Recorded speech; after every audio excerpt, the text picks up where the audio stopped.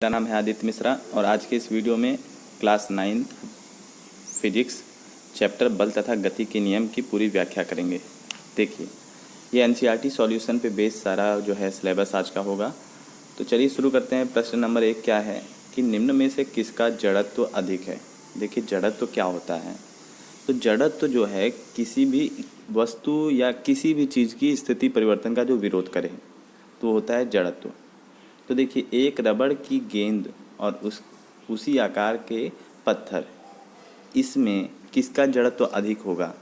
तो देखिए, उसी आकार के पत्थर का जड़त्व अधिक होगा, क्योंकि रबड़ का गेंद जो है वो स्पंज होने के कारण अपने जड़त्व को कम कर देगा। ठीक है, जैसे, और जो पत्थर है उसका जड़त्व अधिक होगा। ठीक है, इसी तरह एक रेलगाड़ी और एक साइकिल में जड़त्व किसका अधिक होगा। तो रेलगाड़ी का, क्योंकि रेलगाड़ी का द्रव्यमान अधिक है, भार अधिक है, इसलिए इसका जड़त्व अधिक होगा। जड़त्व देखिए क्या है, दो तरह का होता है। एक होता है विराम का जड़त्व, एक होता है गति का जड़त्व। यानी किसी भी वस्तु को अगर वो विरामावस्था में है तो तब तक विरामावस्था में रहेगी जब तक उस पर कोई बाह्य बल ना लगाया जाए, ये विराम का जड़त्व है। और इसी प्रकार गति का जड़त्व कि कोई भी वस्तु अगर गति अवस्था में है तो तब तक गति अवस्था में रहेगी जब तक कि उस पर कोई बाह्य बल ना लगाया जाए। तो गति का जड़त्व और विराम का जड़त्व दोनों जो हैं वो बेसिकली ये बताते हैं कि वस्तु की स्थिति परिवर्तन का जो विरोध करे उस जो प्रक्रिया है वही जड़त्व कहलाती है।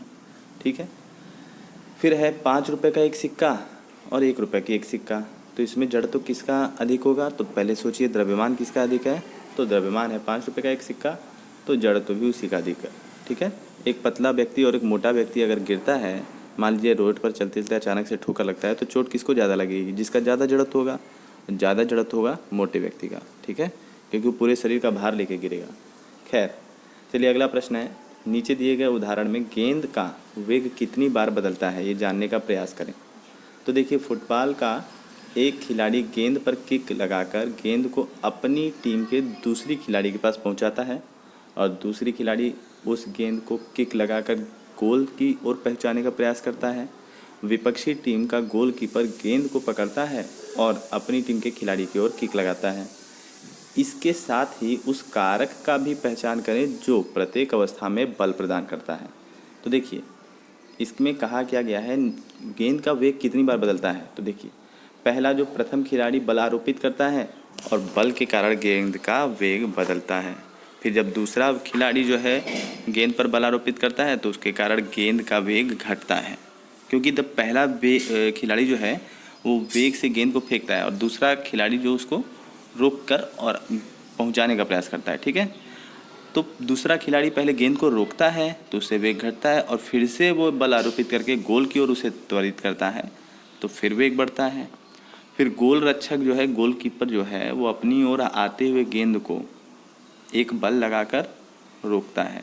ठीक है, और वह अपने साथी की तरफ उसको फिर से बढ़ाता है। तो ये 3 स्थिति हो गई।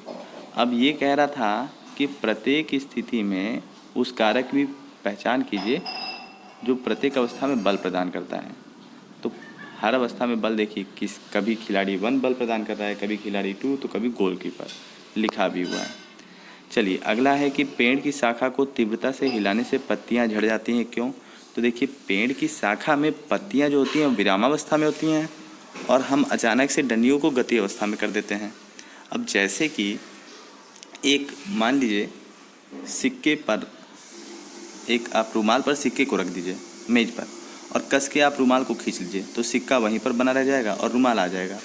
तो वही अवस्था होती है जब हम पेड़ की शाखा को हिलाते हैं तो पत्तियां विरामावस्था में रहती हैं, तो वो वहीं पर रहने की कोशिश करती हैं और शाखाएं इधर उधर होती हैं, जिसकी वजह से पत्तियां वहीं पर रहने की कोशिश करने में टूट जाती हैं और कुछ पत्तियां झड़ जाती हैं। ठीक है, आप ये करिएगा, एक रूमाल पर एक सिक्का रखकर मेज पर रख दीजिएगा और कस के रूमाल को झटके से खींचिएगा, ये नहीं बहुत प्यार से, रूमाल का कोना पकड़ के झटके खींचिएगा, सिक्का वहीं पर रह जाएगा, रूमाल आ जाएगा।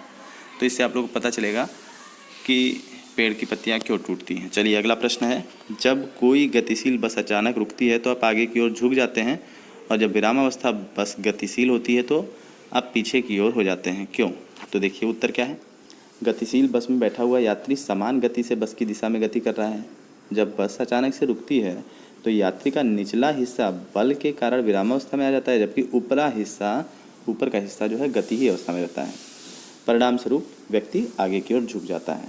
ऐसा ही जब विरामावस्था से गतिशील अवस्था में होती है तो यही चीज़ होता है, क्योंकि हमारा शरीर जो होता है वो पूरा का पूरा विरामावस्था में रहता है, लेकिन हमारा जो निचला हिस्सा है वो सीट से जुड़े होने के कारण वो बस की गति को अपने अंदर समा लेता है, समझ लीजिए। और जब बस चलती है या रुकती है तो निचला हिस्सा बस के साथ रहता है, लेकिन ऊपरा हिस्सा जो है, ऊपर का हिस्सा वो एक प्रकार से स्थिर रहता है। ठीक है, चलिए अगला प्रश्न है, यदि क्रिया सदैव प्रतिक्रिया के बल के बराबर है तो स्पष्ट कीजिए कि घोड़ा गाड़ी को कैसे खींच पाता है। देखिए बहुत बढ़िया क्वेश्चन है। हम हमेशा कहते हैं क्रिया बल प्रतिक्रिया के बल के बराबर होती है, ये गति के तृतीय नियम के अनुसार। तो बताइए कि घोड़ा जो है बैलगाड़ी को कैसे खींच लेता है, जबकि अगर क्रिया प्रतिक्रिया के बराबर है तो दोनों बल को बराबर होना चाहिए, और घोड़ा कभी गाड़ी को खींच ही नहीं पाता। तो देखिए उत्तर क्या है इसका। यह सत्य है कि प्रत्येक क्रिया सदैव प्रतिक्रिया बल के बराबर होती है। जब घोड़ा गाड़ी को खींचता है तो वह अपने नीचे की पृथ्वी की सतह को पेशीय बल लगाकर पैरों से पीछे की ओर ढकेलता है, और इस बल की प्रतिक्रिया जो लगाए गए बल के बराबर और विपरीत दिशा में होती है, परंतु उसके फलस्वरूप घोड़ा गाड़ी आगे चलती है। कहने का मतलब है कि घोड़ा जो है वो बल जो है अपने पैर के द्वारा पृथ्वी को पीछे ढकेल कर लगा रहा है। ऐसा नहीं है कि वो एक जगह खड़ा होकर खींच रहा है ना, वो पृथ्वी को अपने पैर से पीछे की ओर ढकेल रहा है, और बैलगाड़ी में चक्का लगा होने के कारण चक्का जो है घर्षण को कम करके और गोल गोल घूमते हुए आगे बढ़ रहा है।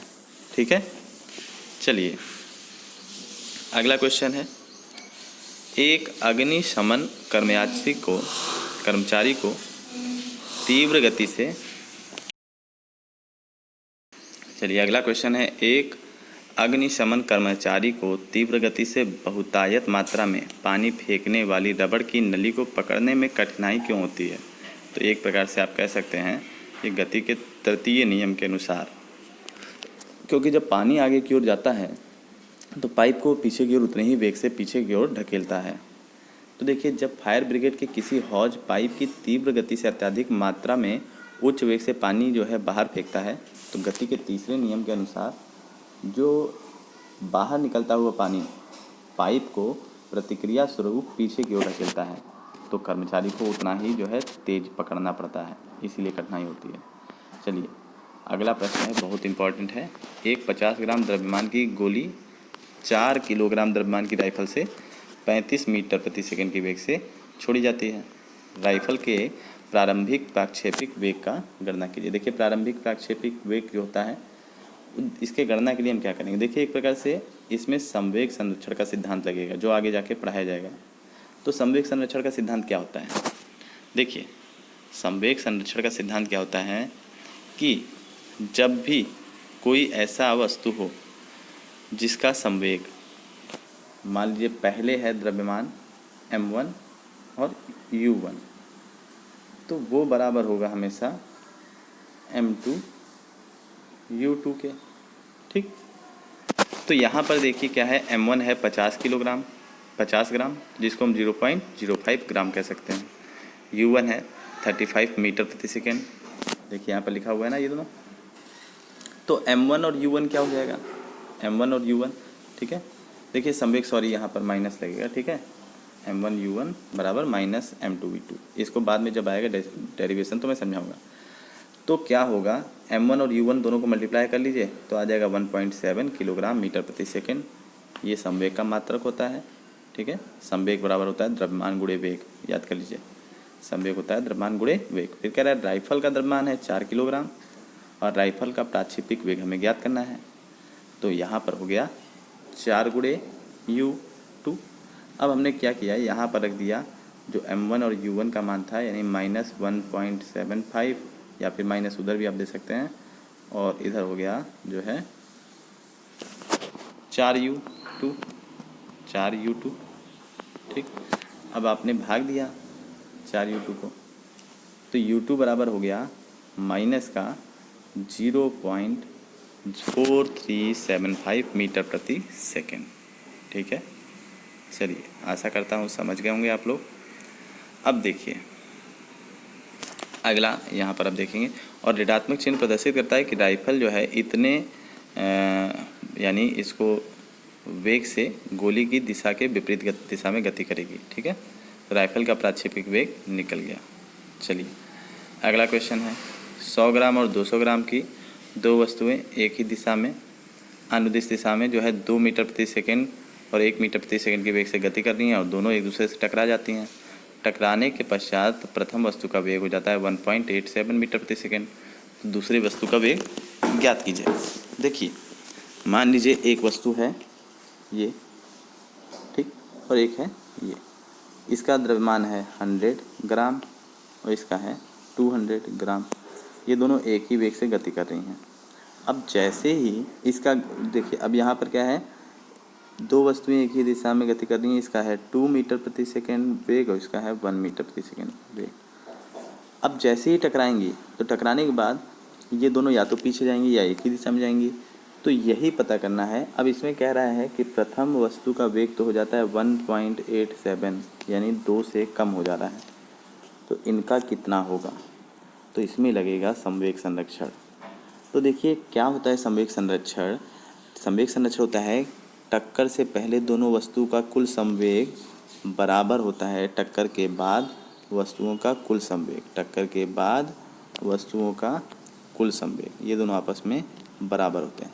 तो टक्कर से पहले हम सब कुछ u लेंगे और टक्कर के बाद v लेंगे। ठीक है, तो देखिए टक्कर से पहले हमारा क्या है, m1 है जो ग्राम में किलोग्राम में कर लिया, m2 ग्राम में किलोग्राम में कर लिया, u1 मीटर प्रति सेकंड और u2 मीटर प्रति सेकंड हमने सब रखा, m1 u1 m2 u2। आगे हमारा कुल मिला के 0.4 किलोग्राम मीटर प्रति सेकंड। ये हो गया संवेग संरक्षण का पहले यानी टक्कर से पहले। टक्कर के बाद क्या हुआ, टक्कर के बाद m1 और v1 मालूम है, m2 v2 नहीं मालूम है। हमने सॉल्व किया, ये आ गया। अब हमने दोनों को कंपेयर कर लिया। ये जो 0.4 है ये बराबर होगा इस पूरे के, है ना, 0.4 है बराबर पूरे के। तो हमने कर लिया 0.4 है बराबर पूरे के। ठीक है, अब क्या करेंगे, ये जो 0.167 है इधर ले जाएंगे, माइनस हो जाएगा तो 0.233। तो v2 आ जाएगा 0.233 अपॉन 0.2, सॉल्व होने के बाद आएगा 1.165। ठीक है, चलिए अब अगला है कि कोई वस्तु शून्य बाह्य असंतुलित बल का अनुभव करती है। क्या किसी भी वस्तु के लिए अशून्य वेग से गति करना संभव है? यदि हाँ, तो वस्तु के वेग के परिमाण एवं दिशा पर लगने वाली शर्तों का उल्लेख करें, और यदि नहीं तो कारण स्पष्ट करें। तो देखिए क्या है कि कोई भी वस्तु का बाह्य असंतुलित, देखिए इसमें कहना क्या चाहता है, पहले ये देखिए कि कोई वस्तु शून्य बाह्य असंतुलित बल अनुभव करती है। तो हाँ, कोई भी वस्तु अशून्य वेग से चलती सकती है, अशून्य वेग से चल सकती है। अशून्य वेग यानी जिसका वेग शून्य ना हो, कुछ भी हो, माइनस में हो चाहे प्लस में हो। ठीक है, चूँकि वेग सदिश राशि है। यदि उस पर लगा बाह्य असंतुलित बल शून्य हो, इस स्थिति में वह एक समान परिमाण के वेग से चलती है तथा उसकी दिशा एक सरल रेखीय है। अर्थात वस्तु एक समान वेग से एक सरल रेखा में चलती रहेगी जब तक उस पर संतुलित बल कार्य करते रहेंगे। कहने का अर्थात देखिए, मतलब इसमें यह है कि अगर अशून्य वेग से गति करना संभव है तो उस पर शून्य बाह्य असंतुलित बल का अनुभव कार्य करती है कि नहीं। तो आप ये सोचिए कि अगर अंतरिक्ष में कोई वस्तु चल रही है एक सीधी रेखा में, तो उस पर बाह्य बल तो कोई कार्य नहीं कर रहा है ना, क्योंकि अंतरिक्ष में कौन सा बल है, ना गुरुत्वाकर्षण बल है ना कोई किसी प्रकार का बल है। अगर वो वेग से गति कर रही है तो एक समान वेग से एक सीधी रेखा में चलती रहेगी। बस यही इसके कहने का मतलब है। चलिए अगला क्वेश्चन है कि जब किसी छड़ी से किसी दर को पीटा जाता है, दरी को यानी जो कंबल वगैरह होता है घर में, तो धूल के कण बाहर आ जाते हैं। क्यों? क्योंकि धूल के कण जड़त्व के कारण अपनी स्थिर अवस्था में रहने का प्रयत्न करते हैं, जबकि देखिए धूल के कण जो है कंबल में जड़त्व के कारण स्थिर अवस्था में रहने का प्रयत्न करते हैं, जबकि डंडी से जब हम कंबल को पीटते हैं तो कंबल आगे पीछे जाता है, तो इसलिए धूल के कण जो हैं बाहर ही रह जाते हैं। मतलब धूल के कण जहाँ पर है वहीं है, डंडे से हमने पीटा तो कंबल पीछे की ओर हो गया। तो जड़त्व के कारण, कुल मिला के आप शॉर्टकट में लिख सकते हैं जड़त्व के कारण। बस की छत पर रखे सामान को रस्सी से बांधा जाता है, कुल मिला के जड़त्व के कारण, क्योंकि बस के ऊपर रखा वाला सामान जो है स्थिर अवस्था में है। बस अचानक से चलेगी तो पीछे की ओर झटका लगेगा तो सामान गिर ना जाए, ठीक है। तो जड़त्व के समान देखिए, किसी बस की छत पर रखे सामान को रस्सी से बांधने की सलाह इसलिए दी जाती है ताकि बस की छत पर रखा सामान बस के अचानक चलने या रुकने की दिशा में असमतल सड़क पर चलने से जड़त्व के कारण आगे पीछे खसक कर झटका ना लगे, नीचे ना गिरे, ठीक है। चलिए प्रश्न नंबर 4 से अगले वीडियो में करेंगे। Thank you, have a nice day, God bless you all.